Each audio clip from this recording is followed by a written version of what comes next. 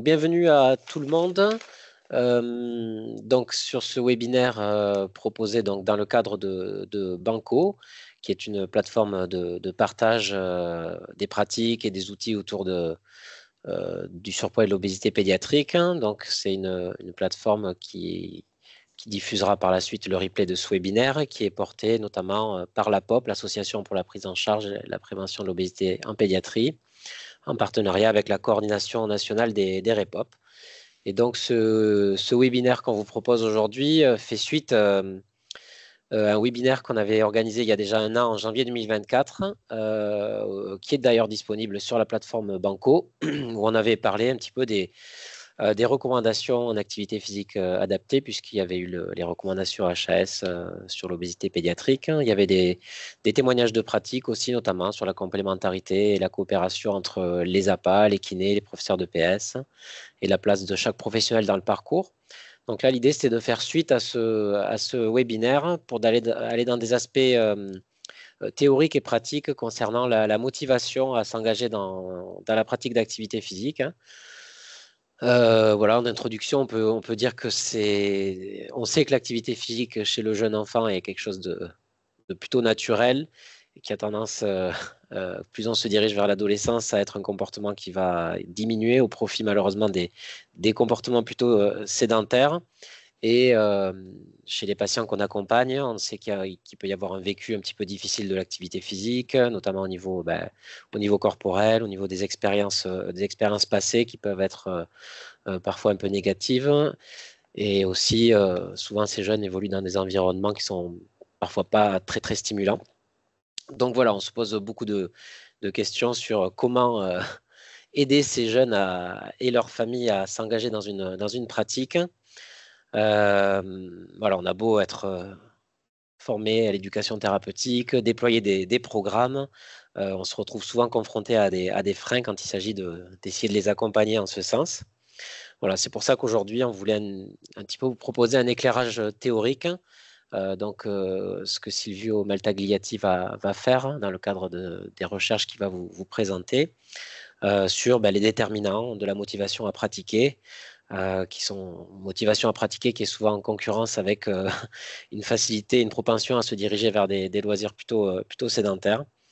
Donc, on va justement essayer d'avoir un éclairage un peu théorique là-dessus, qui sera suivi de témoignages pratiques avec des collègues enseignants en activité physique adaptée qui évoluent dans différents réseaux ou CSO. Donc, je vais tout de suite laisser la parole à Silvio Maltagliati, que je laisserai se présenter. Suite à ça, on passera directement aux échanges de pratiques et on gardera un long temps d'échange, on essaiera de garder un temps d'échange important à la fin. Donc, n'hésitez pas si vous avez des questions à intervenir dans le chat, mais on gardera plutôt un temps d'échange sur la fin. Voilà, je laisse la parole à Silvio. Oui, bonjour à toutes et bonjour à tous. Vraiment ravi d'échanger avec vous aujourd'hui et merci surtout à l'ensemble du réseau pour l'invitation et notamment à Augustin.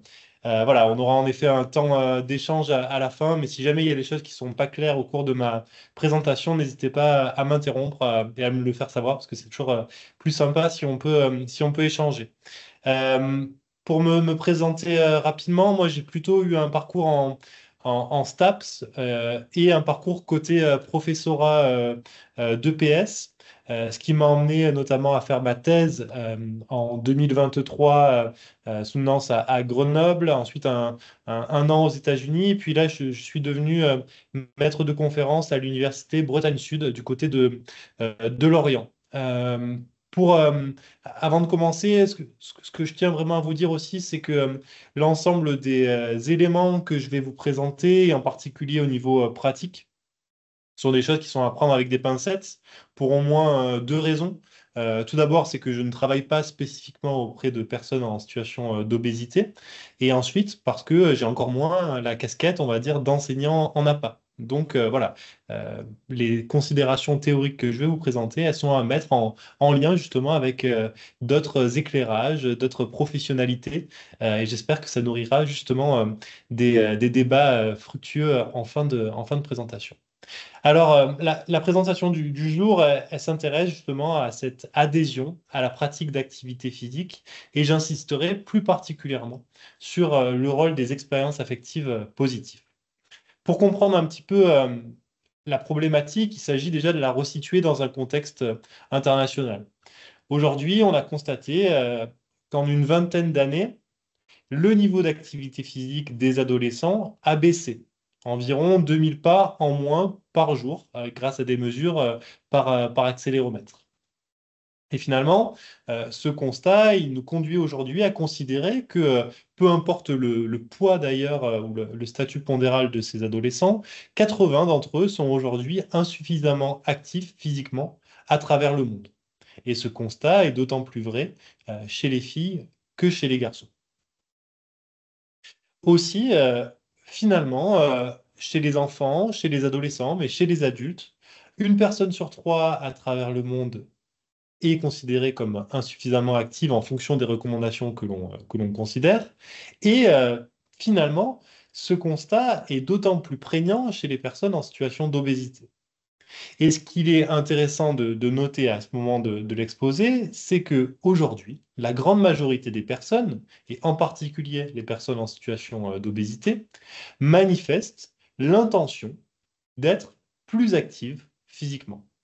Aussi, ce qui m'a intéressé au cours de mon travail doctoral notamment, c'est de comprendre finalement d'où venait cet écart entre nos louables intentions et nos actions véritables.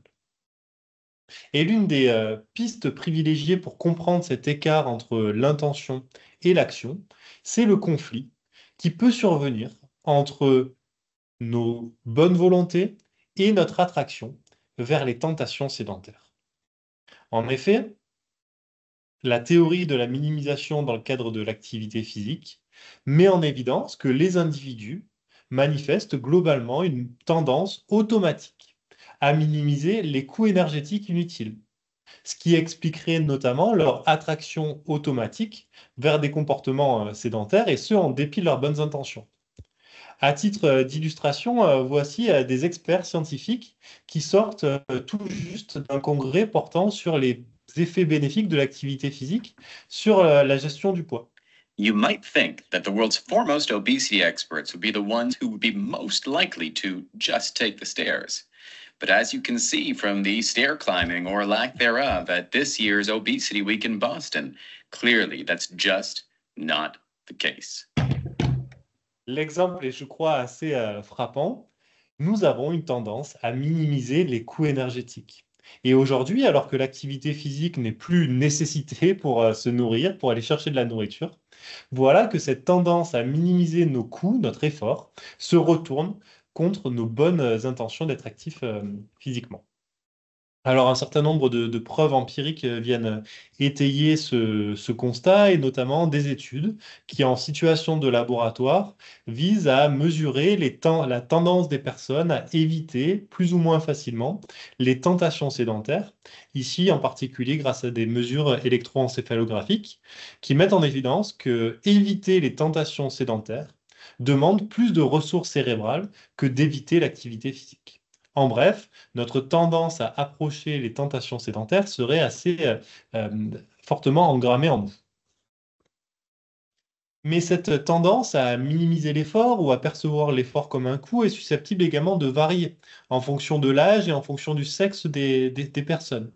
Ici, dans cet article d'opinion, nous proposions que, au moment de l'adolescence notamment, il existe une forte contrainte énergétique qui pèse sur les personnes et qui les conduisent à percevoir l'effort lié à l'activité physique comme un coût particulièrement important et en retour à s'engager dans de moins en moins d'activités physiques au cours de l'avancée en âge. Et cette tendance à minimiser l'effort, en plus de varier selon des facteurs socio-démographiques comme l'âge ou le genre, varie également en fonction du passé des personnes, de leurs expériences précédentes. Nous avons notamment travaillé sur une échelle permettant de mesurer les tendances des personnes à approcher ou à éviter l'effort physique, et on se rend compte que nous ne sommes pas tous égaux face à notre tendance au moindre effort et que certains d'entre nous sont plus ou moins attirés ou répulsés par l'effort physique. Et puis, évidemment, on peut se poser la question, finalement, cette tendance à minimiser nos efforts varie-t-elle en fonction du statut pondéral des personnes? Dans la littérature, il y a tout un ensemble de preuves qui mettent en évidence que euh, pour une même tâche, pour une même action à réaliser, ici une épreuve de marche, les personnes en situation d'obésité dépensent plus d'énergie pour accomplir la même tâche que des personnes normopondérées, et cette perception de l'effort plus importante est elle-même donc susceptible d'empêcher les louables intentions de se convertir en action. Donc finalement, ce premier temps de constat nous amène aux questions suivantes. Comment promouvoir l'activité physique pour surmonter notre attraction vers le moindre effort, notamment chez les personnes en situation d'obésité? Alors aujourd'hui, dans la littérature et dans les messages de santé publique d'ailleurs, souvent les interventions se basent sur la communication des bénéfices de l'activité physique sur la santé. Je vais essayer de vous montrer que le seul recours à ces bénéfices de l'activité physique sur la santé pour agir sur les comportements des personnes est peu susceptible d'être efficace. En effet, le pourquoi de l'activité physique, et comme l'a dit Augustin en introduction, bien c'est l'ensemble des conséquences bénéfiques de ce comportement de santé sur globalement la qualité de vie des personnes. Réduction des maladies cardiovasculaires, réduction du diabète de type 2, augmentation de la santé mentale, de la santé cognitive, etc., etc. Les bénéfices de l'activité physique ne sont plus à démontrer. D'ailleurs, on pourrait penser que l'activité physique constituerait un remède miracle si tant est qu'on aurait pu la médicamenter. Et d'ailleurs, aujourd'hui, on constate que, à la manière de médicaments, les médecins se mettent à prescrire de l'activité physique à raison ici de 15 minutes d'exercice pendant une semaine, etc., etc. Pour autant, le simple fait de vanter les bénéfices de l'activité physique sur la santé est-il susceptible d'agir durablement sur les comportements? Dans un autre article, on a essayé de démontrer, par des formules mathématiques notamment, que mettre en avant ces seuls bénéfices ne suffisait pas à promouvoir une activité physique régulière. Nous nous sommes appuyés sur trois facteurs très importants dans la prise de décision humaine qui expliquent pourquoi, lorsque les seuls bénéfices de l'activité physique sont mis en avant, alors il y a peu de chances que la décision comportementale bascule vers l'activité physique plutôt que vers la sédentarité. Le premier de ces facteurs, c'est la dévaluation dans le temps. Globalement, les êtres humains ont une tendance à préférer les récompenses qui arrivent de manière immédiate plutôt que celles qui sont délayées dans le temps. Or, les bénéfices de l'activité physique pour la santé, et ce particulièrement chez les enfants et chez les adolescents, sont de nature à survenir dans 30, 40, 50 ans. Ainsi, les bénéfices de l'activité physique sur la santé étant délayés dans le temps, dévalue globalement la récompense que peut pourtant représenter l'activité physique. L'autre facteur, c'est la dévaluation de l'effort. Comme je le disais en introduction, globalement, toute chose étant égale par ailleurs, pour un même niveau de récompense, nous allons avoir tendance à préférer les alternatives comportementales qui nous permettent de minimiser notre effort. Dès lors, entre l'activité physique et les tentations sédentaires, on aurait une tendance à minimiser notre effort et à être attiré automatiquement vers les tentations sédentaires. Et enfin, le troisième facteur important dans la prise de décision comportementale, c'est l'ensemble des croyances que l'on peut nourrir. Et en l'occurrence, concernant les comportements de santé, on a parfois tendance à distordre ces croyances pour les faire correspondre à nos propres systèmes de valeurs. L'exemple assez courant, c'est l'exemple des fumeurs qui déclarent un cancer du poumon et à qui on demande d'attribuer les causes de cette maladie. Très peu d'entre eux attribuent la maladie au fait qu'ils aient fumé tout au cours de leur vie. En bref, Les croyances que l'on développe sont pour partie liées à des éléments qui nous arrangent, qui sont en cohérence avec nos valeurs et qui parfois ne reflètent pas toujours la vérité. Ici, un adolescent, un enfant, mais aussi un adulte, aurait vite fait de se dire, ah, après tout, ce n'est pas pratiquer de l'activité physique cette semaine qui va me sauver plus tard de développer telle ou telle maladie. En bref, on développe des croyances qui parfois nous arrangent. Ainsi, il nous semble aujourd'hui que le simple fait de promouvoir les bénéfices pour la santé de l'activité physique ne semble pas permettre de surmonter durablement l'attraction des personnes vers le moindre effort, en particulier chez les enfants et chez les adolescents. À cet égard, d'autres mécanismes, d'autres leviers sont sans doute à générer, à activer pour espérer mieux réguler le conflit entre activité physique et sédentarité. Alors sur ce graphique, je vous présente un petit peu le début de notre réflexion. Ici, on a l'intention d'être actif physiquement, et ici, on a à quel point est-ce qu'on adhère durablement au comportement d'activité physique. Et ce qu'on a dit en introduction, c'est que notre tendance à la minimisation nous poussait à percevoir des efforts perçus plutôt élevés, et que plus on percevait un effort élevé, moins l'intention était susceptible de se traduire en comportement. Pour autant, il existe à minima deux voies par lesquelles on peut finalement réduire cet effet de l'effort sur la traduction de l'intention en action. La première voie, ce sont des processus délibératifs coûteux. C'est ce qu'on appelle souvent le self-control. Et j'y reviendrai très rapidement par la suite. Et la voie qui est plus en amont, ce sont les processus affectifs, et j'y accorderai un temps plus conséquent dans la suite de mon développement.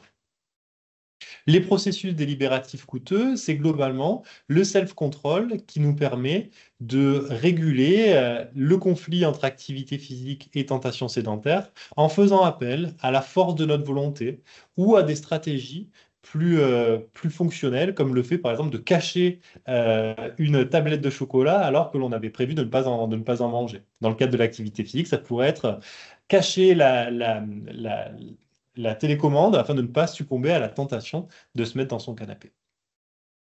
Mais les processus affectifs en amont, il nous semble particulièrement important à cibler, et ce en particulier chez les enfants et les adolescents, et je vais tout de suite vous expliquer pourquoi. Ces processus affectifs, finalement, ils regroupent des expériences affectives qui sont vécues pendant l'activité physique et qui, par leur accumulation, agglomération, deviennent des associations affectives envers l'activité physique. En fait, les personnes accumulent des traces, des expériences d'activité physique qui constituent ensuite un réseau que l'on appelle ici association. Je passe sur ces éléments un petit peu théoriques, mais ce qu'il est important de comprendre sur les aspects affectifs, c'est globalement que les personnes, lorsqu'elles pratiquent de l'activité physique, elles vont éprouver du plaisir, ou plutôt du déplaisir, de l'activation ou de la désactivation. Ici, c'est plutôt l'état d'éveil. Et que les expériences affectives vécues par les personnes, notamment en termes de plaisir, sont particulièrement importantes pour prédire le réengagement, l'engagement durable dans l'activité physique. Alors, ces variables affectives, il en existe tout un tas qu'on peut mesurer de façon assez différente. Et je vais surtout insister ici sur les preuves empiriques entre mécanismes affectifs et engagement dans l'activité physique. En effet, l'ensemble des modèles théoriques contemporains en psychologie de l'activité physique tendent à accorder un poids croissant aux mécanismes affectifs dans la promotion de l'activité physique. Aujourd'hui, des preuves solides soutiennent l'idée que le plaisir qu'éprouvent les personnes en pratiquant est très important pour comprendre leur tendance à s'engager dans l'activité physique et à traduire leur intention en action. Un exemple qui pour moi est assez est assez important. Il y a un micro qui a été ouvert. Parfait. Un exemple qui a été qui est assez marquant pour moi, c'est le rôle de l'EPS. Ici, c'est une étude qui a été menée aux États-Unis et qui examinait la corrélation entre les expériences affectives vécues en cours d'EPS et l'activité physique à l'âge adulte. Et globalement, ce que l'on constate, c'est que à l'âge adulte, plus les personnes se remémorent avoir pris du plaisir en EPS, plus en tant qu'adultes, elles sont actives physiquement. Autrement dit, les expériences affectives ont une forme de mémoire et se transmettent tout au long de la vie. Chez les personnes atteintes de maladies chroniques, c'est un petit peu c'est carrément la même chose même. Là, c'est une étude qui a été réalisée au HUG, aux hôpitaux universitaires de Genève, qui mettait en évidence que chez des patients en réhabilitation cardiaque, là aussi, plus les personnes disent que l'activité physique est agréable plutôt que désagréable, plus ces personnes s'engagent dans l'activité physique une semaine plus tard. Autrement dit, c'est pas parce que on souffre d'une affliction chronique ou qu'on est en situation d'obésité, par exemple, que le plaisir devient moins important. Au contraire, je crois. Pourtant, force est de constater que le plaisir de l'activité physique n'est pas le premier motif de pratique des personnes. Les personnes, et notamment les plus inactives physiquement, sous-estiment le plaisir qu'elles éprouvent en pratiquant l'activité physique. C'est ce qu'on appelle l'erreur de prédiction. À savoir que quand on demande à des personnes très sédentaires à quel point est-ce que marcher 30 minutes dehors va être quelque chose d'agréable, à quel point est-ce qu'elles vont se sentir bien, eh bien elles ont tendance à dire qu'elles vont se sentir plus mal que ce qu'elles vont réellement éprouver, ce qui constitue un frein à l'engagement dans l'activité physique. Et enfin, dernier facteur, et de manière très factuelle, certaines personnes prennent en effet moins de plaisir que d'autres en pratiquant l'activité physique. Et ce, en particulier chez les personnes en situation d'obésité. Ici, pour présenter rapidement cette étude de collègues américains, des femmes sédentaires en surpoids et des femmes sédentaires sans surpoids étaient exposées à deux conditions de marche sur tapis. Eh bien, ce que l'on observait, c'est que les femmes en situation de surpoids dépensaient une énergie supérieure aux femmes sans surpoids et globalement rapportaient moins de plaisir en marchant sur ce tapis. On observe ici un déclin dans la valence affective éprouvée au cours de l'exercice, tandis que chez les femmes d'un normopondéré, le plaisir semble se maintenir au cours des 20 minutes de l'exercice. En effet, si j'avais vraiment une lecture à vous conseiller, ce serait vraiment celle de ce chapitre de Paddy et Kekakis. Il y a tout un tas de raisons qui font que chez les personnes en situation d'obésité, des expériences affectives déplaisantes peuvent survenir. Ici, je vous en ai mis certaines à l'image, et on retrouve notamment le coût de l'effort ou encore des réponses affectives qui sont, comme on l'a vu à l'instant, peu positives. Dès lors, la question qui aujourd'hui nous passionne agite la communauté scientifique et qui, je crois, va être bien illustrée par les propos suivants, c'est comment développer des associations affectives positives envers l'activité physique, et ce, en particulier, chez les personnes les plus éloignées de l'activité physique, chez les personnes, par exemple, en situation d'obésité. Je vous recommande ici la lecture de ces deux chapitres, et en particulier celui en français que des collègues et moi avons rédigé, qui a été paru en 2024. La littérature met aujourd'hui en évidence qu'il existe un certain nombre de facteurs endogènes et exogènes à l'activité physique qui peuvent être manipulés. Les facteurs endogènes, ce sont les facteurs qui sont liés au type d'activité physique que l'on propose. Par exemple, liés à l'intensité de l'exercice que l'on propose, ou encore liés à la dynamique de l'intensité de l'effort au cours de la tâche. Les facteurs exogènes sont plutôt liés à l'environnement de pratique, par exemple à la pratique en pleine nature, à la pratique en groupe ou encore à la pratique en musique. Je vous propose ici deux petits zooms sur certains de ces leviers. Le premier sur l'intensité de l'exercice.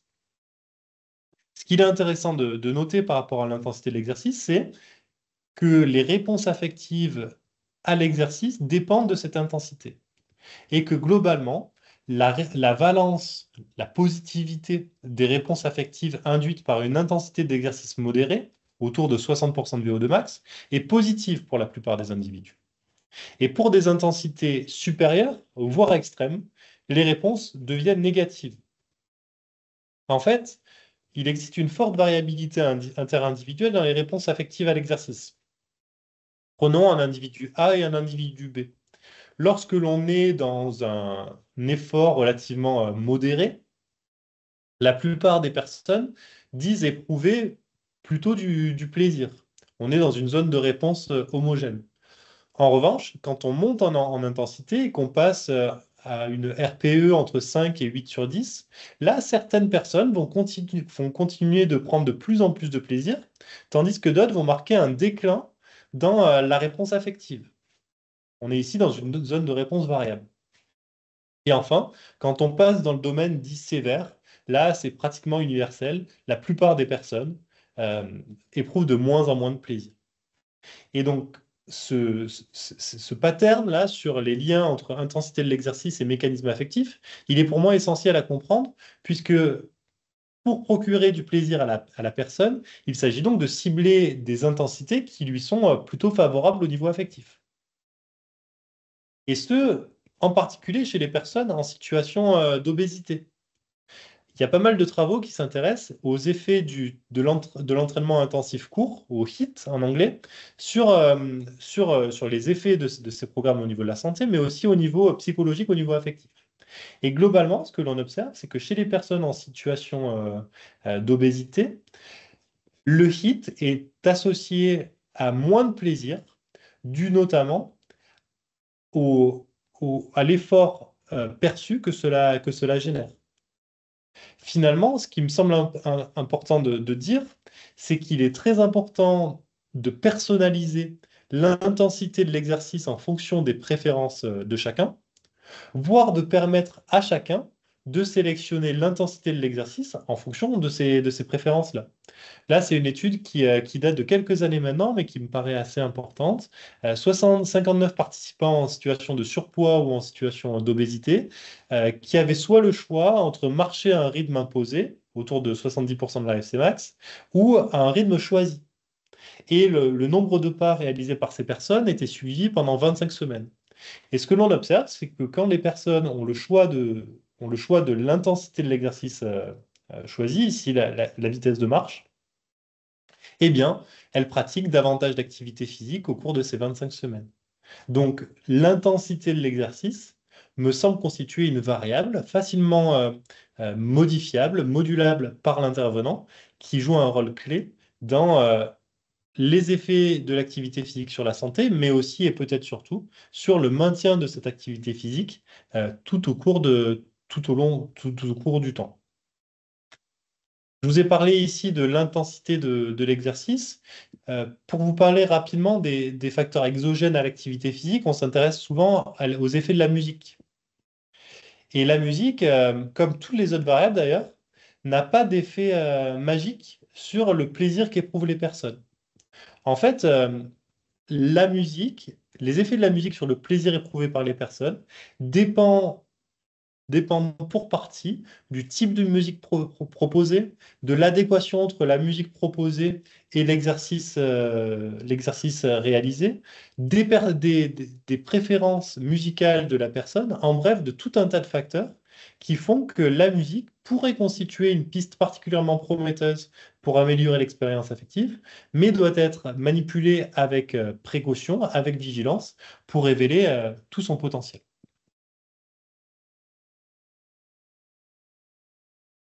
Alors, l'ensemble de ces facteurs qui sont aujourd'hui plutôt bien établis, je tiens à en souligner deux choses. C'est tout d'abord le fait que ce soit encore des recherches qui méritent d'être approfondies et menées chez des populations spécifiques, et en particulier chez des personnes en situation d'obésité, dans la mesure où l'on connaît assez peu la spécificité des leviers à manipuler pour espérer susciter plus de plaisir chez les personnes en situation d'obésité. Plus encore, on peut se poser la question des relations entre le plaisir éprouvé par les personnes lorsqu'elles pratiquent de l'activité physique et les bénéfices de ces comportements pour la santé. Aujourd'hui, il y a quelques preuves empiriques, et j'essaye de travailler un petit peu là-dessus en ce moment, qui montrent qu'en fait, les effets de l'activité physique sur la santé, au moins au niveau mental et cognitif, sont proportionnels au plaisir que les personnes éprouvent dans l'activité physique. Si on prend le cas de l'activité de la santé cognitive, plus les personnes s'engagent dans des activités qui sont des challenges, qui les amènent à mémoriser, qui les amènent à apprendre, qui les amènent à interagir, à résoudre des problèmes, plus les personnes vont globalement bénéficier de bénéfices cognitifs supérieurs par la suite. Donc, le plaisir dans l'activité physique, c'est à la fois, je crois, un moyen d'engager durablement les personnes dans ce comportement de santé, mais c'est aussi un moyen d'en magnifier les effets protecteurs. Et donc, pour conclure, pour à peu près respecter le timing, comme je le disais, l'ensemble de ces preuves empiriques nous amène à considérer le rôle clé des mécanismes affectifs dans le lien entre dans la pérennité de l'activité physique tout au long de la vie, et ce, quelles que soient les populations. Mais les interventions restent à tester à plus grande échelle, et notamment chez des populations spécifiques, comme chez les personnes jeunes obèses. Je crois donc qu'aujourd'hui, on vit une formidable période pour inventer, développer, évaluer ensemble et recommencer afin d'améliorer la prise en charge de chacun et de chacune, et espérer ainsi susciter une activité physique qui soit plus durable. Je vous remercie pour votre attention, et je me tiens à votre disposition pour les questions à venir, et surtout je laisse la parole à mes collègues.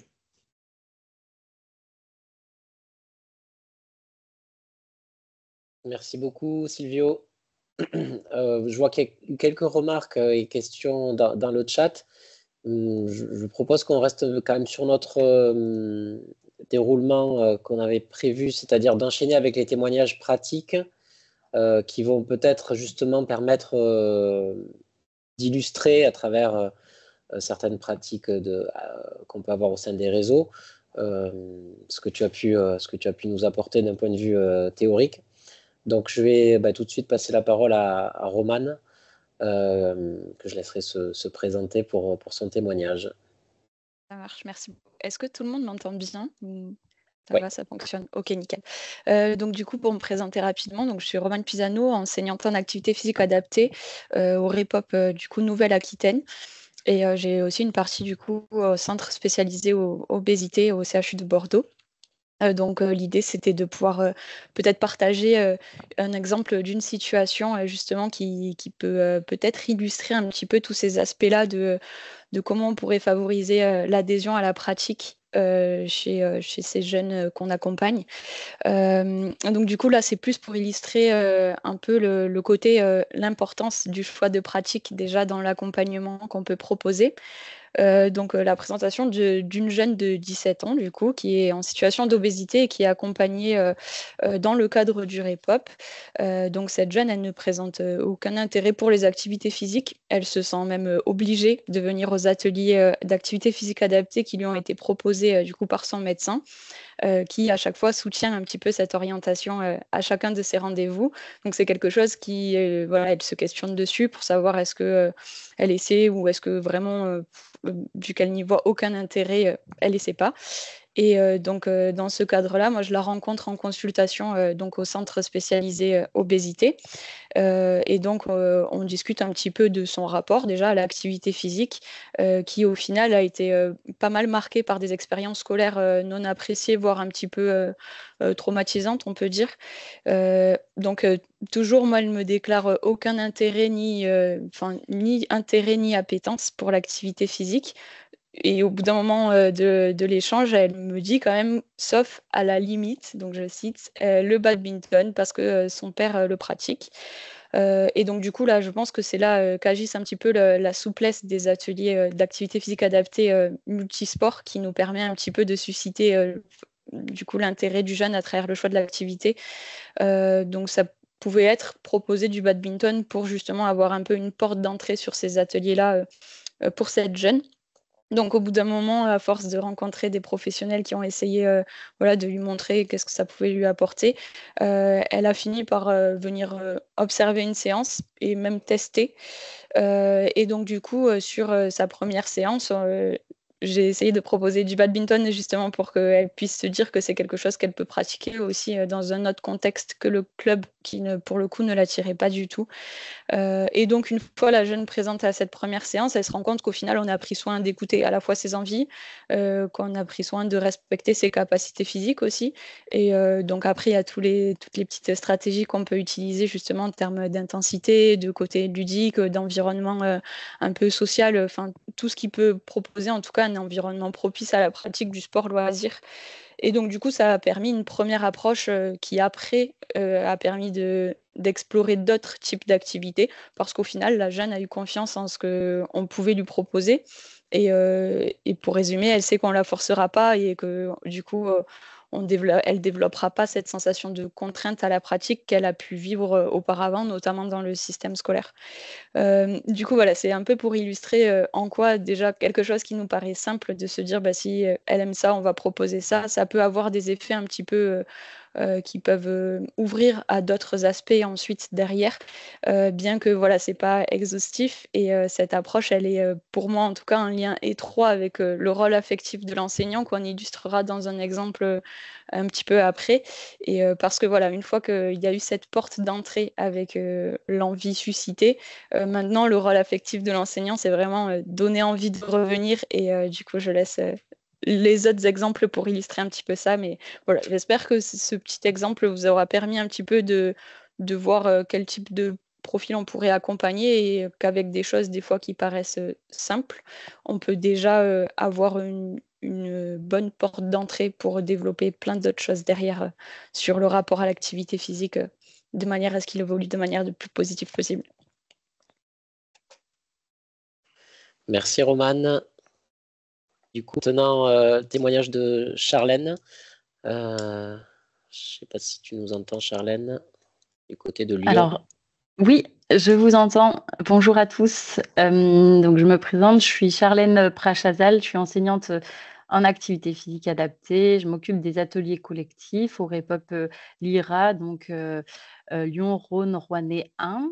Moi, j'aimerais vous faire un petit témoignage concernant plutôt la cohésion de groupe, notamment à travers l'exemple des stages d'activité physique qui peuvent être proposés notamment dans certains REPOP et dans le cadre donc, du REPOP LIRA pendant les vacances scolaires, donc, qui sont à destination des jeunes qui sont en situation d'obésité. Donc, ces stages se déroulent sur plusieurs journées qui sont consécutives. Ils s'adressent à un groupe de jeunes qui ne se connaissent pas forcément au préalable. Et durant ces journées de stage, on propose des activités physiques qui vont être variées, ludiques, adaptées, bien sûr, voilà, sur 2, 3, 4, 5 jours d'activités consécutives. Donc, ce qu'on a pu observer à chaque début de stage, c'est que les enfants ont beaucoup d'appréhension à participer aux activités physiques pour différentes raisons, notamment parce que pour la plupart, c'est la première fois qu'ils rencontrent l'intervenant en activité physique adaptée. Ils ne connaissent pas les lieux de pratique, ils ne connaissent pas les autres enfants. Et du coup, ce qu'on a pu constater au fur et à mesure du stage, eh bien, les enfants vont être de plus en plus à l'aise et rassurés. Il y a une cohésion de groupe qui va progressivement se former et l'engagement dans les activités physiques va être de plus en plus importante au cours du stage. Et ce qu'il faut savoir, c'est qu'en amont de ces stages, certains jeunes ne voulaient vraiment pas s'engager dans une pratique physique régulière. Et en revanche, certains ont accepté donc de participer aux stages d'activité, donc de façon ponctuelle. Et à l'issue du stage, certains font la démarche de s'inscrire ensemble dans une même activité. Donc finalement, ce qui va être intéressant, c'est que, au-delà du stage, c'est cette cohésion de groupe finalement et pour certains, elle va avoir, du coup un impact qui va favoriser du coup, l'engagement et voire même le maintien dans une activité, physique, régulière, donc en participant, à une activité, dans le cadre, du REPOP ou même en dehors. Voilà, certains, vont même, voilà, échanger et puis se rejoindre dans des parcs pour faire une activité physique, etc. Donc ça, c'est quand même voilà ce qu'on peut percevoir lors de ces stages, cette cohésion de groupe, cette appartenance au groupe qui finalement favorise la pratique. Voilà pour le petit témoignage. Merci Charlène. Je vais prendre le relais. Donc Sylvain Quinermont enseigne en activité physique adaptée du côté de la Bourgogne-Franche-Comté et également acteur dans le soin au CSO pédiatrique à l'hôpital à Besançon. Et donc, ma vignette clinique était plutôt autour de la posture des professionnels, de la posture des enseignants. Alors, enseignants d'EPS, mais enseignants d'activité physique adaptée aussi. Et du coup, je vais vous parler d'une jeune fille que j'ai rencontrée, que j'appellerai Camille, qui nous avait au début été orientée par le centre de génétique, parce qu'elle était suivie pour une craniosténose. Donc, rien à voir avec le problème de surpoids, mais en l'occurrence, il y avait une courbe de corpulence qui augmentait très très vite, et c'est d'ailleurs pour ça que la pédiatre de l'équipe qui l'avait vue en première intention nous l'a orientée, à la fois pour une prise en charge diététique, mais aussi autour de l'activité physique. Et donc, dans le contexte, elle a des difficultés d'apprentissage légers, mais elle a des troubles visuels liés à sa paralysie faciale, et donc elle porte des lunettes avec une grosse correction. Et elle a une posture, une attitude, effectivement, peut-être plutôt introvertie, isolée. Alors Camille, elle avait déjà essayé différentes activités. Elle avait déjà essayé de la gym, de la natation, de la danse, mais à chaque fois, elle n'a pas accroché dans les clubs. Et puis sa maman la décrit vraiment comme très sédentaire. Elle n'aime pas marcher, elle n'aime pas faire de vélo, elle n'aime pas la trottinette. En fait, dans le bilan initial d'activité, on retrouve que les heures d'EPS au collège qui sont identifiées comme des moments d'activité dans la semaine. Alors, je vais travailler au départ sur les souvenirs qu'elle avait malgré tout dans les activités existantes. Et puis, c'est vrai qu'elle me parle de danse. Et donc, tout simplement, l'idée de danser toute seule chez toi le soir, est-ce que c'est quelque chose qu'il t'arrive de faire et je tire sur cette ficelle. Et puis, finalement, c'est quelque chose, dans le cadre du suivi, où vous allez l'observer, elle va le faire de plus en plus souvent avec sa musique, son application. Elle va commencer à bouger toute seule et finalement à éprouver du plaisir. L'autre axe aussi, c'était une proposition que la maman lui faisait, et c'est vrai que j'ai embrayé là-dessus, c'était pouvoir tester l'équitation. Et donc, c'est les deux premiers axes, et je la rencontre il y a à peu près 1 an. Donc, je vais vous dérouler un petit peu la période, ce qui s'est passé au fur et à mesure. La fois d'après, je la revois 1 mois à peu près après, elle avait fait 3 séances d'essai. Et elle me dit qu'elle s'était déjà inscrite donc, à l'équitation. Donc finalement, très vite, elle s'est trouvée rassurée dans le centre équestre où elle était. Et là, ce qu'elle évoque le plus difficile pour elle, finalement, c'est l'EPS. Et c'est vrai que depuis qu'elle est en classe de 5e, elle était en grippe avec son enseignante. Elle en pleure en consultation. Elle évoque d'ailleurs des réflexions de la part de l'enseignante qui ne sont pas très sympas. Elle dit aussi qu'elle a des attitudes non-verbales qui ne l'incitent pas à s'investir. Alors déjà qu'elle est un peu introvertie, qu'elle a du mal à s'investir, là c'était vraiment quelque chose de figé. Du coup, je propose à la maman qu'elle rencontre l'enseignante lors de la réunion parents-prof pour évoquer justement la situation. Et puis, j'ai pu aussi, moi, avoir un échange téléphonique dans l'année avec cette enseignante, alors qui n'était pas très ouverte, je dois bien le dire. Donc, moi, je me suis appuyé sur le PAI, qui était déjà existant pour d'autres choses que l'EPS, notamment parce qu'elle avait un soin au niveau de ses yeux à faire dans la journée. Et donc, on y a intégré très vite des éléments d'adaptation, parce que finalement, je sentais l'enseignante qui était sur une posture un peu fermée, qui n'entendait pas forcément la pathologie de la jeune, ni du surpoids, ni des difficultés motrices et de compréhension. Et donc, j'axe sur 3 axes, enfin j'axe le PAI sur 3 éléments. Des éléments qui sollicitent la coordination, donc vraiment autoriser l'élève, par exemple, à faire des reprises de dribble, à lui faire verbaliser des éléments d'une tâche complexe à accomplir, par exemple, des enchaînements de mouvements ou éviter au maximum des activités qui impliquent la double tâche, qui mobilisent l'attention de l'élève sur 2 objets, par exemple, qui était quelque chose d'assez éprouvant cognitivement pour Camille. Évidemment, on l'axe sur les capacités cardio-respiratoires, avec l'idée d'adapter le temps de récupération, que l'essoufflement doit être un signe d'appel pour ralentir, aménager l'activité, finalement. Et puis, sur les activités qui sollicitent la vue, bien sûr, avoir des couleurs de maillot bien différentes pour qu'elle puisse différencier nettement ses adversaires et ses partenaires dans les sports collectifs. Voilà, doter de signes distinctifs les joueurs qui tiennent un rôle en particulier dans les activités qu'ils vont mettre en place dans l'année. Et puis surtout, je crois que je dis à l'enseignante qu'elle doit rassurer, que Camille elle a besoin d'être rassurée dans ses compétences en EPS et qu'elle doit la valoriser dans toutes les disciplines, en toutes circonstances, pour faciliter son intégration. Alors, même si Camille me dit dans les consultations que l'EPS se passe toujours mal, dans les consultations suivantes, j'observe quand même, quand je lui fais décrire les situations, que les situations pédagogiques qu'elles lui sont proposées en escalade ou en badminton, par exemple, ça la met en réussite. Et on va chercher finalement les éléments qui l'ont mise en réussite dans les expériences qu'elle a pu avoir.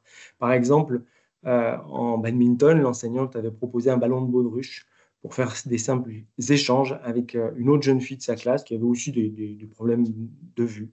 Et donc là, on y trouvait du positif. Et puis, parallèlement, on valorise toujours les moments de danse à la maison, et puis son implication en équitation, puisque ça, c'est quelque chose qui a duré, qui s'est reproduit. Étonnamment, voilà, elle identifie bien que ça y est, elle arrive à préparer son cheval, à monter, alors qu'au début, elle avait beaucoup d'appréhension, du vertige pour se mettre sur le plot pour grimper sur le cheval. Ensuite, le faire trottiner à différentes allures. À chaque fois, on essaie de valoriser ces éléments un peu clés pour lui montrer que même si c'est des petites choses, elle est capable de. Et donc, un jour, il y a quelque chose que j'abordais depuis longtemps en consultation, c'était les déplacements actifs avec Camille. Et puis, c'est elle-même qui évoque le fait qu'elle s'engage à rentrer à pied, parce qu'elle a 15 minutes à pied, 10 minutes en tram de chez elle, et que finalement, souvent, elle attend plus de temps à l'arrêt de tram que si elle rentrait chez elle à pied. Et donc, je l'incite évidemment à prendre cette initiative. Alors, pas tous les soirs, bien sûr, mais en tout cas, au moins 2 fois par semaine. Et je vois que là, on est au mois de septembre à la rentrée. Et j'ai revu Camille en décembre, je l'ai revue hier justement, c'est pour ça que je vous parle d'elle. Et donc maintenant, elle y va tous les soirs quasiment. Elle me dit, je fais exprès de louper le tram pour rentrer à pied chez moi. Et en fait, je découvre que c'est un vrai moment pour elle. Hein, elle met ses écouteurs, elle marche en musique. Parfois, elle est raccompagnée aussi par une amie. Et donc, elle a augmenté son niveau d'activité physique tout au long de l'année. Elle était rentrée en 4e, je vous disais, elle a changé d'enseignant aussi. Elle avait démarré par un cycle d'endurance. On a fait le point là-dessus parce qu'elle redoutait vraiment ce cycle. Et puis, elle me dit qu'elle a réussi à déterminer sa VMA, hein, sa vitesse maximale aérobie, à 7,5 km/h. Donc, effectivement, c'est plutôt modeste comme performance, mais peu importe. Son enseignant lui propose des intensités qui correspondent à son rythme et qui lui permettent d'être en réussite. Et donc là, j'observe qu'il y a un très bon contact avec son enseignant, alors qu'un an en arrière, elle était vraiment dépassée par cette activité qu'elle ne voulait plus faire. Et il lui a même précisé, là, le cycle qui va démarrer, c'est de l'ultimate, voilà, qu'il allait adapter, notamment en utilisant un ballon s'il y avait besoin. Donc voilà, Camille qui est rassurée. Un travail assez long, hein, finalement, sur 12 mois.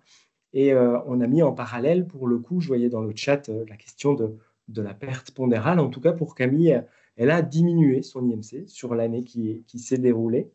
Et puis, le travail qu'on engage, là, c'est j'ai réussi à faire venir le papa là, sur les 2 dernières consultations, parce que les parents sont séparés, et c'est vrai qu'il y a 2 environnements très différents. Et donc, lui aussi, là, commence tout juste à changer de posture.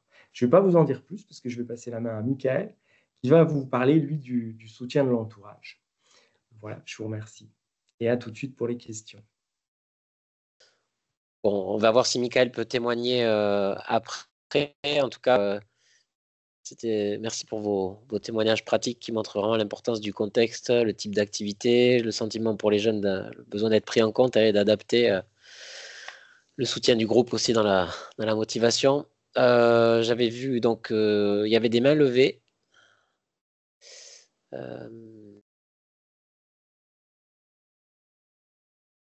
Ouais. Oui, allez-y, madame. Allez-y. Madame Guillemette Bernoux. Ok, ouais.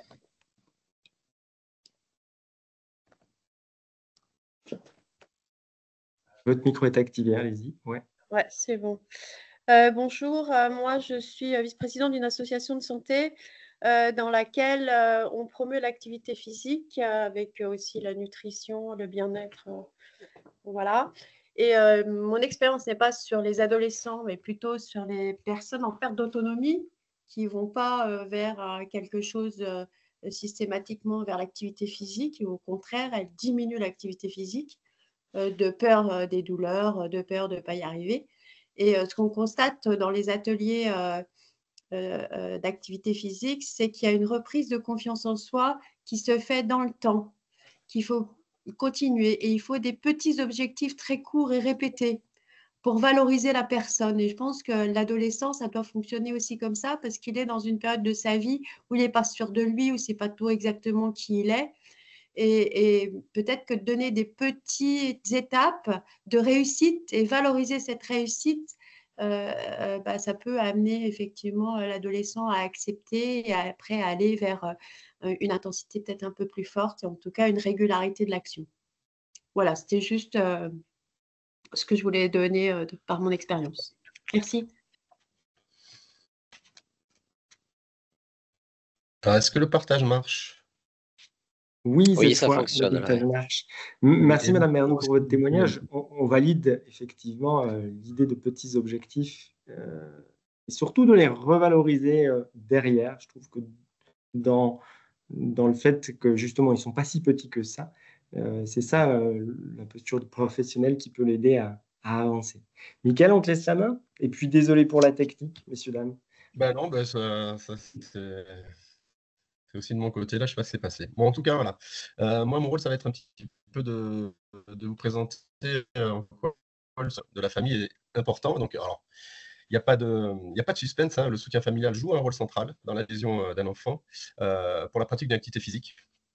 On le sait, la famille constitue vraiment l'environnement principal dans lequel l'enfant évolue et prend ses habitudes. Alors, elle influence non seulement les habitudes liées à l'activité physique, mais aussi son bien-être psychologique, sa motivation à adopter des comportements et un mode de vie plus sain. Ils sont donc un levier incontournable tout au long de la prise en charge, à des degrés évidemment différents en fonction de l'âge et de la sensibilité du jeune. Alors, en tout Mickaël, on premier voit pas lieu, les diapos qui défilent. Je ne sais pas si c'est normal, juste si tu as un mode ah, diaporama ou pas. Parce qu'on ne voit pas défiler. Là, c'est bloqué sur la première ouais, je slide. suis en mode diapo. Parce que là, on est resté bloqué sur la première Attends, slide. C'est bon, voilà. ok. Donc, le modèle parental, évidemment, en tout premier lieu, on peut que l'évoquer, hein, cette notion de modèle par imitation, c'est vraiment la référence à Jean Piaget. C'est un processus qui conduit au transfert d'informations, de comportements entre individus, sans qu'il y ait besoin d'héritage génétique. C'est vraiment une manière informelle d'enseigner à son enfant. Les enfants apprennent par observation et reproduction du modèle. Ils imitent les comportements des adultes, qu'ils soient sains ou non. Les habitudes des parents et des proches vont donc influencer les habitudes des enfants. Ils servent alors de modèle. Du coup, on peut imaginer qu'une famille qui pratique une activité physique régulière favorise des comportements similaires chez l'enfant. C'est la modélisation des comportements qui va encourager naturellement l'enfant à faire de même. Quand il baigne dans un environnement actif, l'enfant est plus susceptible de pratiquer une activité. Le PNNS nous dit vraiment que l'adoption de comportements sains au sein d'une famille, telles que la réduction de la sédentarité et l'augmentation de l'activité physique, est cruciale pour prévenir et traiter l'obésité chez l'enfant. En fait, en somme, une famille impliquée, encourageante et active augmente les chances qu'un enfant adopte durablement, c'est ça l'important, une activité physique, améliorant ainsi sa santé physique et mentale. Le modèle est un facteur qui semble évident, hein, ça on le sait, mais ce n'est pas le seul. Les parents qui encouragent les efforts et les progrès, aussi petits soient-ils, on a parlé juste avant, pour maintenir la motivation, est vraiment très très important. Hein. Ça permet de rendre l'activité plutôt ludique et moins perçue comme une contrainte. Les familles choisissent des activités que les enfants apprécient, hein, ça c'est le mieux, plutôt que d'imposer des sports qu'ils pourraient trouver ennuyeux ou décourageants. Il n'y a pas de sport meilleur qu'un autre. Pour l'enfant, il y a celui qu'il aime. Donc, on est vraiment sur le goût de l'enfant. Les sorties en famille, pour les plus petits, hein, comme les balades, les parcs, les jeux sportifs, vont en plus renforcer les liens familiaux tout en promouvant l'activité physique. La famille valorise alors les loisirs actifs et inscrit le mouvement dans une routine quotidienne. L'enfant, par rapport à l'organisation et l'accessibilité des parents à l'activité physique, l'enfant a une sorte de dépendance à cette organisation familiale. Il ne faut pas l'oublier, les parents sont eux-mêmes soumis à plusieurs contraintes qu'il faut prendre en compte. La question que l'on peut se poser, c'est si le parent est suffisamment disponible et si son emploi du temps concorde avec celui de l'enfant, variable en fonction de l'âge, hein, forcément. L'aspect financier, hein, le tarif de l'activité, peut être un frein à la pratique en fonction du niveau de vie et de la catégorie socio-professionnelle des parents. Et l'accompagnement, en fonction de l'âge, hein, pour les grands ados, la question se pose moins, mais est-ce que le parent est véhiculé? Est-ce qu'il peut facilement accompagner l'enfant? Même si le parent est disponible, il peut y avoir un frein par rapport à la distance à parcourir. Et est-ce que le réseau de bus est-il facile d'accès et suffisamment étendu pour permettre à l'enfant de se rendre à son activité? Au niveau émotionnel, hein, les enfants peuvent souffrir de stigmatisation, ça vous le savez, de moquerie, d'isolement social et de sentiments de honte, ce qui affecte l'estime de soi, hein. Donc le soutien affectif de la famille est crucial pour aider l'enfant à surmonter ces difficultés et renforcer la confiance en soi.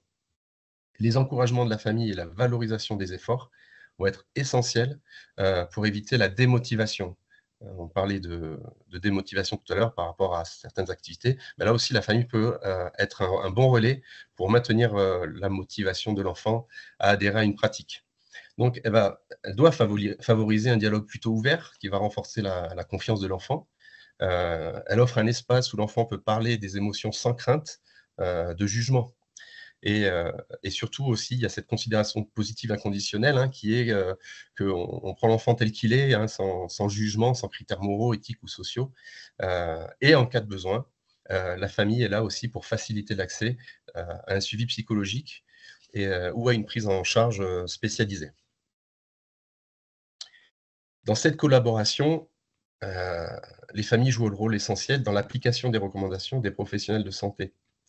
Elles assurent le suivi des objectifs dégagés en consultation et leur mise en pratique au quotidien surtout, hein. On voit souvent des objectifs qui sont dégagés, mais après, passer à l'acte, à l'action, c'est plus difficile. Et là, elles se font un très bon relais entre ce qui est dit en consultation et ce qu'on le retrouve ensuite à domicile.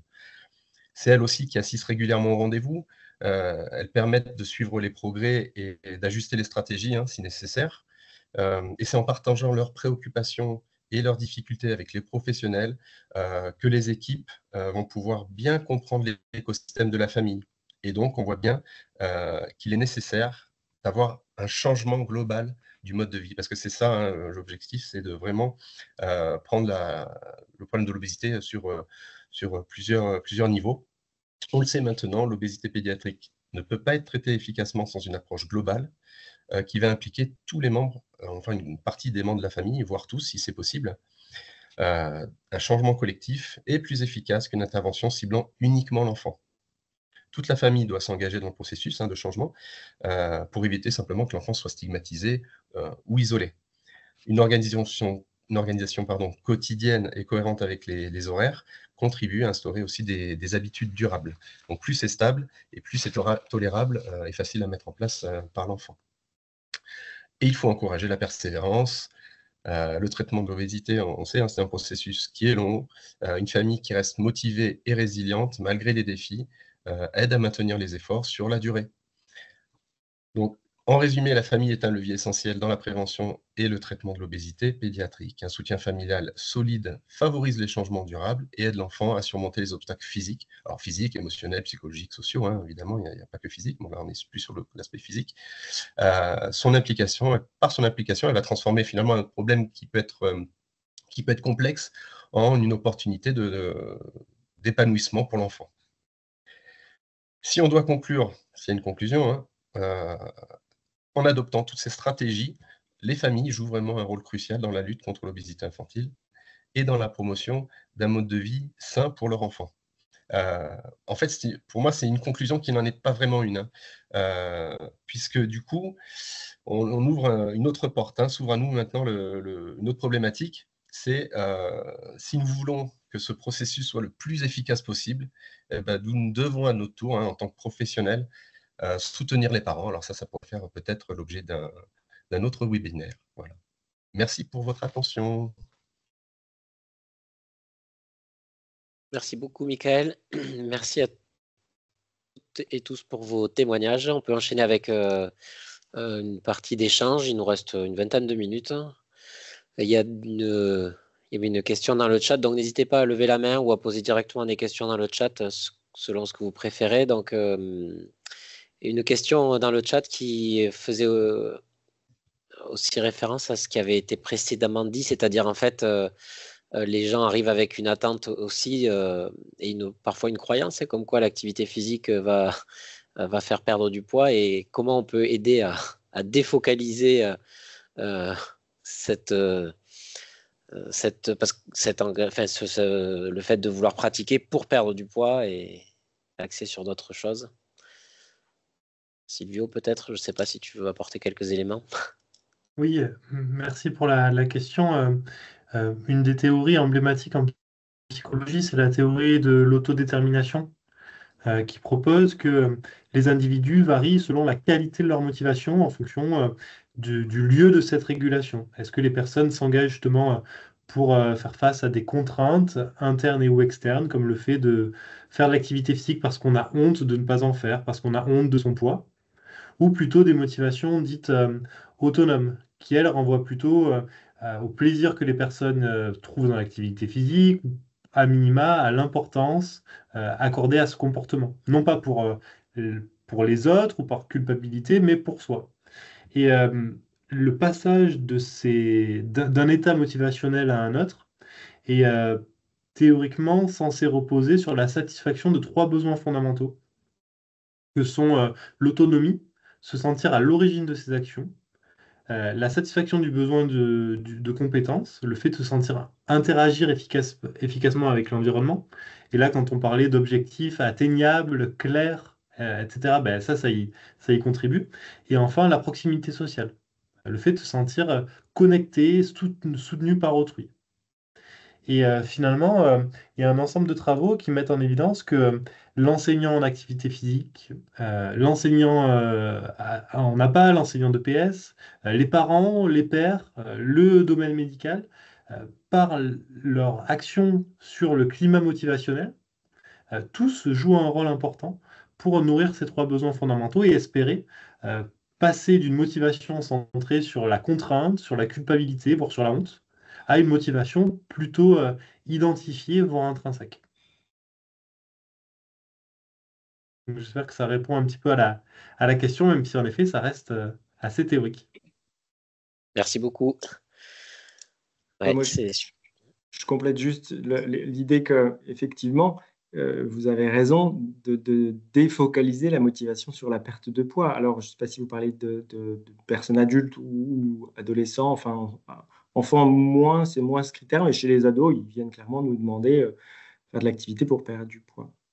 Et c'est vrai que je rejoins vraiment Silvio, peut-être en première intention, c'est désacraliser effectivement l'activité comme moteur de perte de poids, en tout cas en première intention, et de les orienter sur le plaisir qu'ils ont à faire des activités. Et tirer sur cette ficelle-là plutôt que de les envoyer sur la perte de poids qui sera, et on l'a vu dans vos témoignages, hein, j'ai vu que voilà, les personnes qui marchaient 5 heures par semaine n'arrivaient pas à perdre de poids. Effectivement, si on le fait par contrainte, c'est quel autre bénéfice on va trouver si cette personne a marché 5 heures chaque semaine sur les 2 derniers mois, elle peut être très déçue vis-à-vis de son poids, particulièrement si on refocalise là-dessus, mais si au contraire on lui demande qu'est-ce qu'elle a pu ressentir de bénéfique sur ces 5 heures, est-ce qu'elle l'a fait avec quelqu'un, est-ce qu'elle l'a fait dans la nature, ou est-ce que c'était un tapis de marche dans une salle, est-ce qu'elle l'a fait en écoutant de la musique, quel plaisir elle y a attribué, et encore une fois, plutôt l'amener là-dessus. On va passer aux questions. Paul qui avait levé la main. Allez-y. On vous écoute, Paul.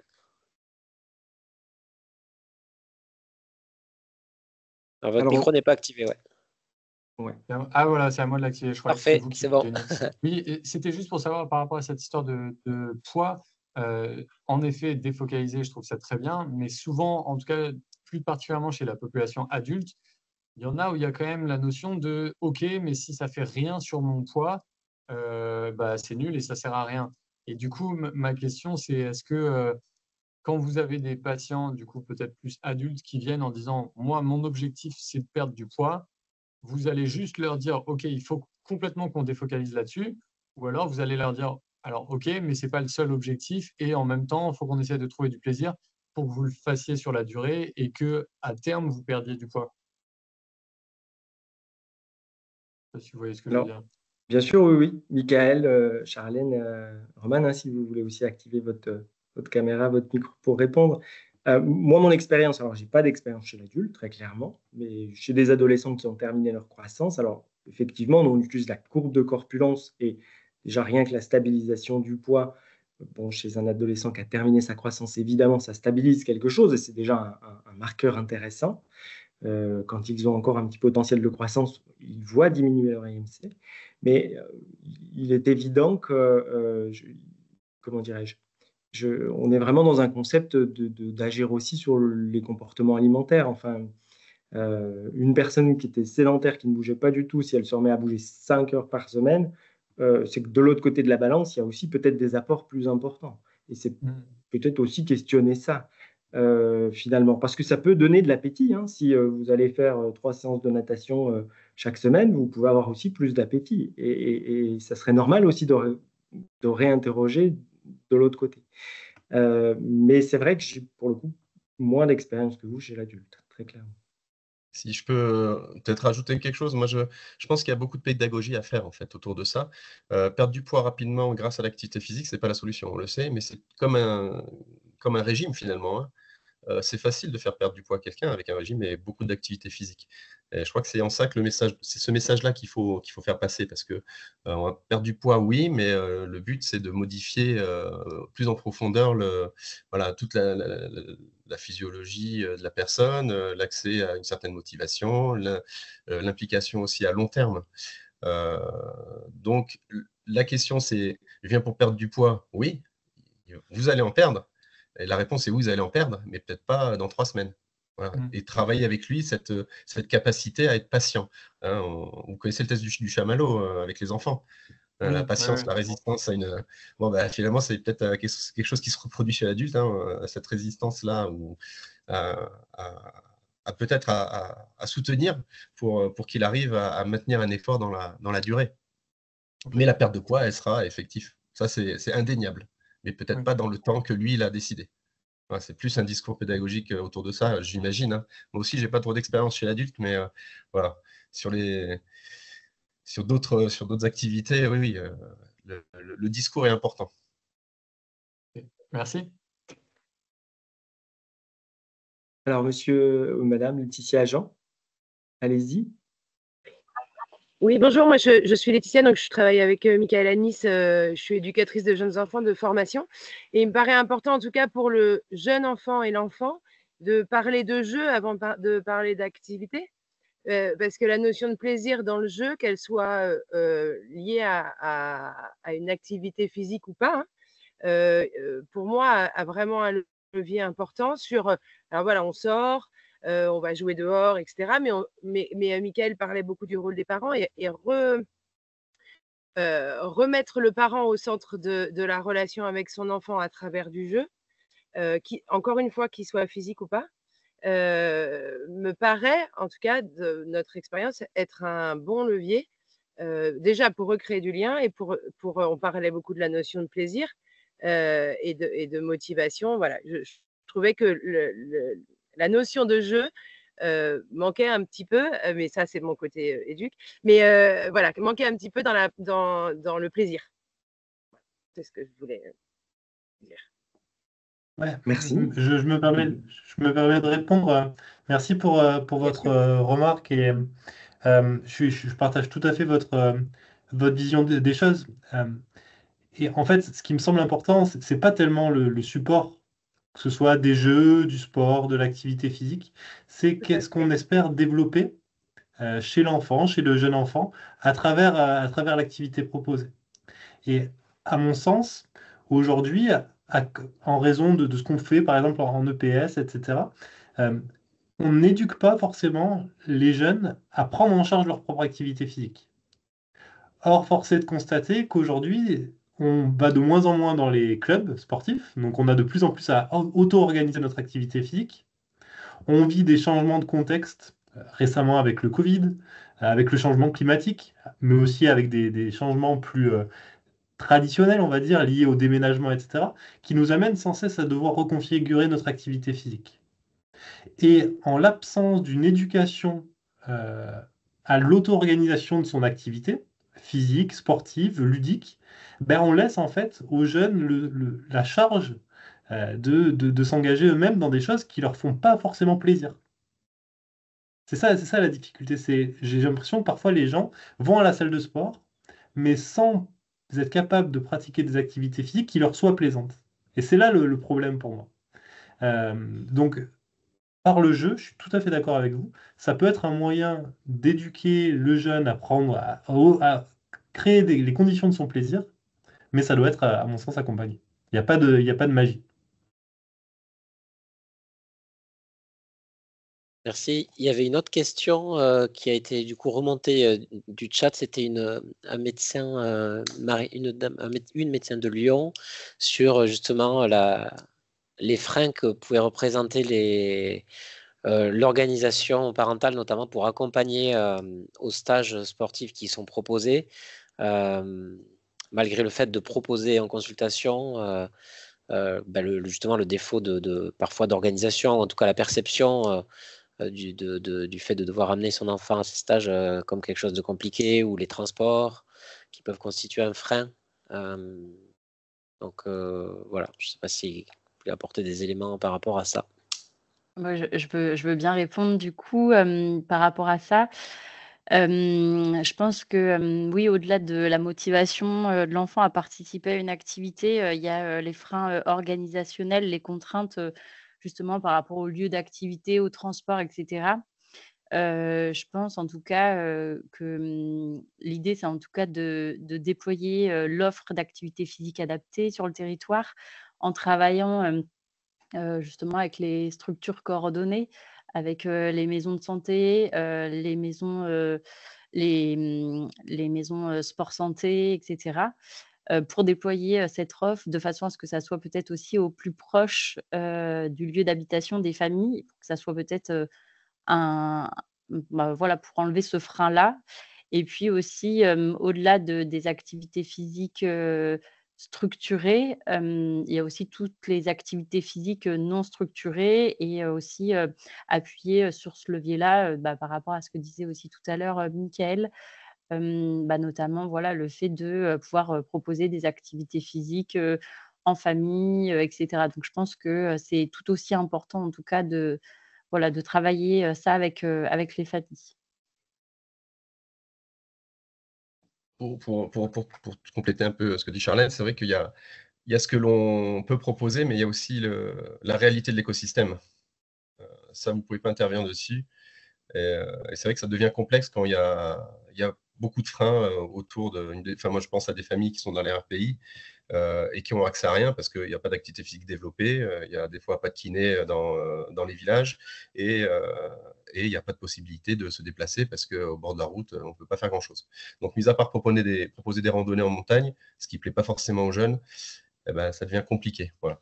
Donc, il y a toujours une limite. Voilà, c'est pour éviter de se culpabiliser, parce que souvent, c'est le cas en tant que soignant, on se dit mince, là pour le coup, c'est une voie sans issue, il faut l'accepter aussi. À un moment donné, peut-être que où c'est pas le moment, où il y a des choses à développer, peut-être travailler effectivement en réseau pour, avec les communes, essayer de développer des choses.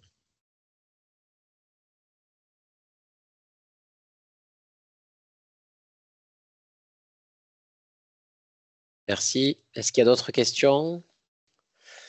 Je vois qu'il y a quelques remarques dans le chat. Le géocaching qui marche plutôt bien avec les jeunes, ouais. Je crois aussi qu'on peut partager le fait que les ateliers d'activité physique qu'on propose dans les différents réseaux ont plus de mal après Covid à réunir des jeunes dans le recrutement. Et c'est vrai que les médecins qui orientent les personnes, d'ailleurs médecins, infirmières, enfin tous ceux qui peuvent parler de ces ateliers, peuvent ressentir aujourd'hui peut-être que la posture du parent elle est un petit peu différente. C'est vrai que peut-être il y a 10 ans en arrière, c'était facile de se dire bon vous avez un atelier, je vous oriente là, allez-y, et les parents y allaient assez facilement. Aujourd'hui, il faut motiver l'enfant, mais il faut aussi motiver le parent, qu'il s'organise, qu'il organise son emploi du temps pour aller jusqu'au dispositif. Moi, j'avais un bel exemple d'une jeune fille qui habitait à côté de l'atelier et j'ai mis 3 ans à ce qu'elle y arrive à l'atelier. Et dans ce que nous a dit Silvio, il y a quelque chose d'intéressant, il me semble, c'est que le fait que la personne ait choisi ce projet-là. Et en fait, quand on propose un atelier, souvent, ils ne choisissent pas, hein, on crée une opportunité, il y a une ouverture vers chez vous, il existe ça. Est-ce que vous pouvez l'amener ou pas? Ça va être aux parents de s'organiser pour aller déposer son enfant le plus loin. Pourquoi elle a mis 3 ans à arriver à l'atelier? C'est qu'à un moment donné, il y avait un manque d'autonomie et puis on avait vraiment une réticence de la maman, en l'occurrence, là, pour l'insécurité dans le quartier. Et donc, si elle-même n'allait pas amener sa fille, évidemment que la fille n'allait pas y aller toute seule puisqu'il y avait beaucoup de craintes. Donc, quelquefois, c'est ailleurs qu'il faut aller chercher. Hein, derrière le « ah oui, mais c'est pas possible, c'est pas le bon heure, c'est pas le bon endroit, c'est pas… » Voilà. Quand vous sentez les patients qui vous disent « oui, mais », il y a quelque chose peut-être à réinterroger. C'est-à-dire que c'est pas l'atelier. L'atelier, on va pas réussir à le vendre dans la consultation. Ben alors, qu'est-ce que vous avez peut-être, vous, imaginé pour aider votre enfant à ce qu'il soit plus actif? Voilà aussi ce que je vous proposerais d'interroger. Michael, qui est de ma région, oui. je propose. Bonjour tout le monde, salut. J'ai pas beaucoup de réseau, j'espère que la question passera bien.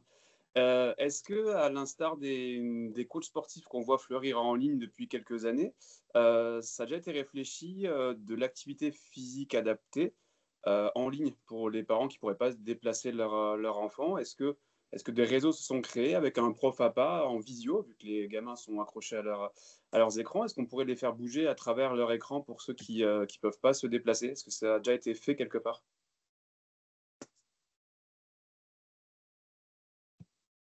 Alors moi, j'ai un avis là-dessus. Je ne sais pas si c'est le bon. Vas-y, Michael. Mais oui, ça a déjà été fait. On l'a déjà fait. Même pendant le Covid, on avait créé nous-mêmes des séances d'activité physique pour les jeunes en ligne. Moi, je trouve que le gros frein, en fait, là-dessus, hein, sur les jeunes, c'est que ça passe par des influenceurs. Un jeune, alors, à part s'il a vraiment largement mûri sa décision, hein, et c'est souvent les plus grands ados, il va être plus intéressé pour aller faire de l'activité physique avec un Thibaut Inchep plutôt qu'avec Michael Ibanez de l'hôpital. Ouais. Donc ça, on est confronté un petit peu à cette concurrence déloyale. Mais effectivement, ça peut être une solution, surtout chez les préados qui sont de plus en plus, moi j'ai de plus en plus préados qui sont attirés par… alors je ne sais pas si c'est une bonne chose parce qu'ils s'isolent hein, quand même à la maison, mais c'est peut-être une moyen de commencer de l'activité. Voilà. C'est une question que je pose aussi. Je ne pense pas que ce soit une fin en soi, parce qu'on n'a pas les autres éléments hein, sociaux, psychologiques, hein, et un espèce d'enfermement, mais ça peut déjà être un soutien ou un début de quelque chose pour de l'activité physique. Ouais. Silvio, tu as un avis sur les activités en distanciel à partager? Je sais qu'en ce moment, il y a en tout cas pas mal de travaux qui sont faits pour aboutir à des programmes digitaux en ligne et que, aussi effrayant que cela puisse paraître, il y a également l'intelligence artificielle qui est de plus en plus utilisée. J'avais rencontré le fondateur d'une entreprise qui a créé un espèce de coach en ligne qui est en fait basé sur l'intelligence artificielle et qui, à mesure que la personne réalise ses mouvements, est capable de lui donner des corrections sur le mouvement réalisé grâce à un système de caméra, hein, fournit des feedbacks en cas de risque sur la sécurité du mouvement, voire encourage, motive. Donc là, il y a vraiment tout un tas d'innovations qui sont proposées et qui portent évidemment des promesses liées à l'accessibilité, etc., mais qui isolent, je crois, parfois certains jeunes encore plus dans ce monde virtuel dont parlait Michael aussi. Si je peux me permettre, juste, je suis complètement d'accord avec tous les deux. Moi, dans ma pratique, je bosse pas mal sur la prévention aux écrans. J'ai fait des présentations dans les collèges du coin. Et du coup, avec le Repop, c'est un sujet que j'aborde vachement, les écrans. Et je pense il peut y avoir des trucs géniaux. Typiquement, Thibaut InShape, il fait des vidéos qui sont vraiment sympas. j'ai des jeunes qui vont dire bah, moi, le sport, sortir, c'est quelque chose spécifiquement pour le sport que j'aime pas trop. Du coup, je suis des programmes de Thibaut InShape, je trouve ça sympa, machin. Mais par contre, il faut dans ce cas-là que ce soit dans un maillage familial qui surveille et qui encadre les écrans. Parce que, ouais, en fait, si c'est de base, je suis vraiment plus jeux vidéo et puis spécifiquement, je vais jouer à Fortnite avec des gens à l'autre bout du monde parce que j'ai pas d'amis et je vais faire du sport avec des coachs en ligne qui me connaissent pas. Et ensuite, en fait, je m'isole de plus en plus. En effet, c'est, à mon avis, vraiment une mauvaise idée, quoi. Mais je pense que ça peut être génial chez quelqu'un qui est inséré socialement, qui fait déjà de la musique en cours et qui a un peu la flemme de faire du sport à l'extérieur. Je ne sais pas si ça vous est déjà arrivé, mais moi, sur des périodes de ma vie, ça m'est déjà arrivé de faire du sport chez moi parce que c'était plus pratique. Et trouver des youtubeurs qui sont motivants, ça peut être génial aussi, je pense. Alors, on a la chance d'avoir Meggy Ayotte. Je l'ai vue là, quelque part dans le groupe. Elle est partie, je crois. Elle est partie. Je crois qu'elle est partie, ouais. Tant pis. Ouais. Elle aurait peut-être pu nous éclairer un peu là-dessus. Et oui, c'est son domaine de recherche, ouais. Ouais. Bon, de toute façon, on est en train d'arriver au terme de notre horaire qu'on aura réussi à plutôt bien respecter. Du coup, merci beaucoup à tout le monde d'avoir participé. Et juste, on peut dire qu'avec Silvio, on va continuer à travailler ensemble avec notre groupe de travail national là, sur l'activité physique adaptée dans l'obésité pédiatrique pour essayer de créer des outils en lien avec ces thématiques-là pour favoriser l'adhésion à la pratique ou à minima en tout cas l'évaluer correctement, l'engagement dans la pratique et essayer de développer des outils qu'on partagera avec tout le monde, bien sûr. Le webinaire il sera en replay sur la plateforme Banco prochainement, qui va d'ailleurs d'ici 2 mois avoir un nouveau site internet. Voilà, merci beaucoup à tout le monde d'avoir participé à ces échanges.